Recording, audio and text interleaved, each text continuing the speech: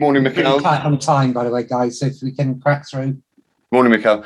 Mikel, you talk about competing at the sort of against Chelsea, and I was saying financially they've gone and spent £98 million on one player. You've obviously spent money across the board.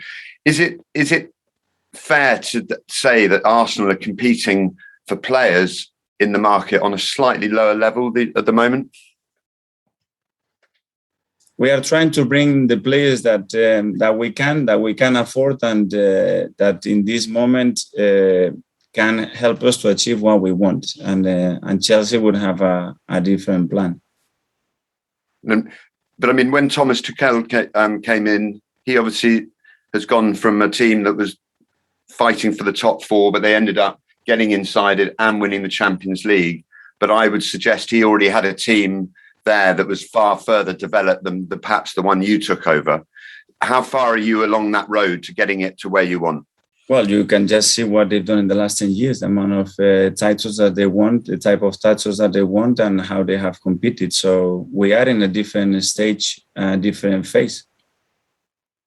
And yet you have had some great results against Chelsea.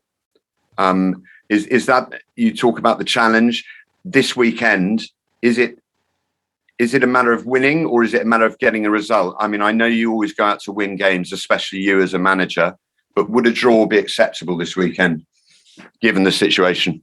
What we have to do is perform at the highest level. We know that to beat Chelsea, we need to be perfect, and individually and collectively, we have to have an extraordinary game, and the focus is going to be that. And then we're going to have the help of our fans, which is going to be very, very, very important as well. I mean, and you talk about the fans coming back. Obviously, they're going to be in a slightly apprehensive mood, presumably after last weekend. I don't think so. No, I think they will be right behind the team. They know what we are trying to do. They can see it, and if you don't want to see it, is because you want to see something different. But they really know what is coming. They really know what we are trying to do, and they will be, because they know as well our young players. They need more than ever the support, and the Arsenal fans, where things are a little bit difficult, they are always behind the team, and I can say that because I've been there. Right. And I mean, you're talking with that, not a siege mentality, but you're very strong and you're very resilient yourself in what you're saying. And I presume you think, even if you haven't got some of your senior players available on Sunday, that these younger players are learning and can cope with the pressure. They can cope with the pressure because the level of excitement, passion, and enthusiasm that they had goes behind them. So if we cannot reach with other things, we will try to reach with that. That's for sure. Okay. And last one from me, Mikel. Last week, they said there was a stat that came up on the television saying that at half time, when Arsenal have been losing games with you as manager, they failed to turn it around into a win yet.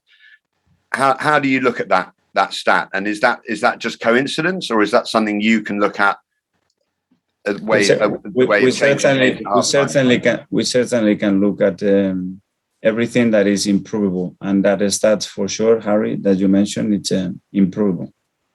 Okay, best of luck on Sunday. Thank you. Thanks, Harry. Finally, Dan. Morning, Mikel. It was very noticeable when the first question today you were asked about Martin Odegaard. You know, you couldn't keep the smile off your face. But I remember towards the end of last season when we were talking to you, you were saying that the club knew what needed to be done, and just got to go and do it. Do you feel like this summer the club have done what needed to be done?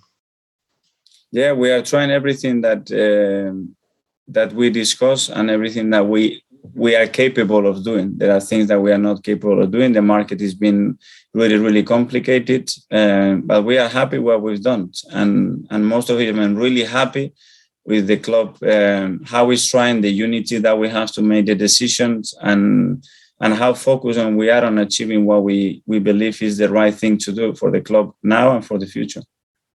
And clearly, you came in mid-season before. Then we had the whole COVID outbreak. Is this really been the first time that you and the club have been able to work together properly on your long-term plan?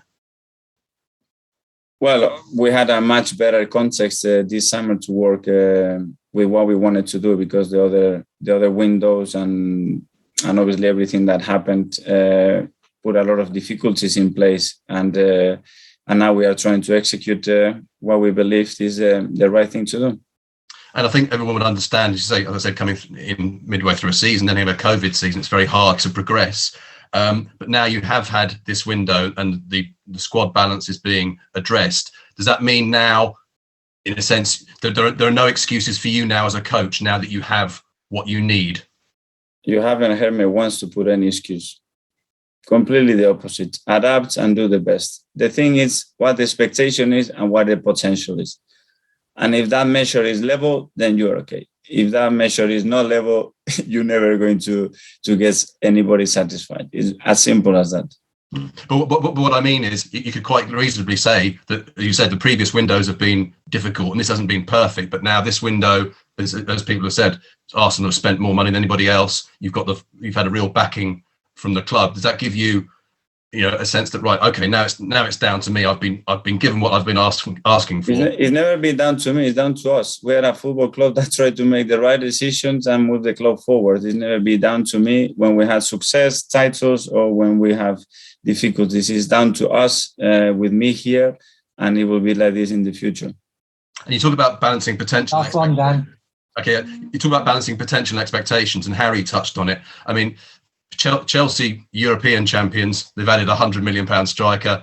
Manchester City, Premier League champions by a street, adding £100 million midfielder. Would you still say to Arsenal fans and to the wider public, yes, we've spent money, but the potential and the expectations, you've still got to balance them against where both Chelsea and City are?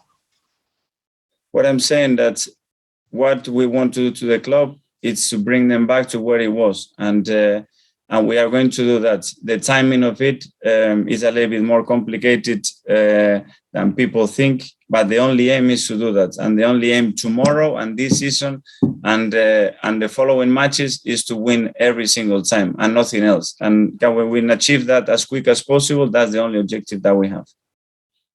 Thanks, Dan. Thanks, everyone. Thank you.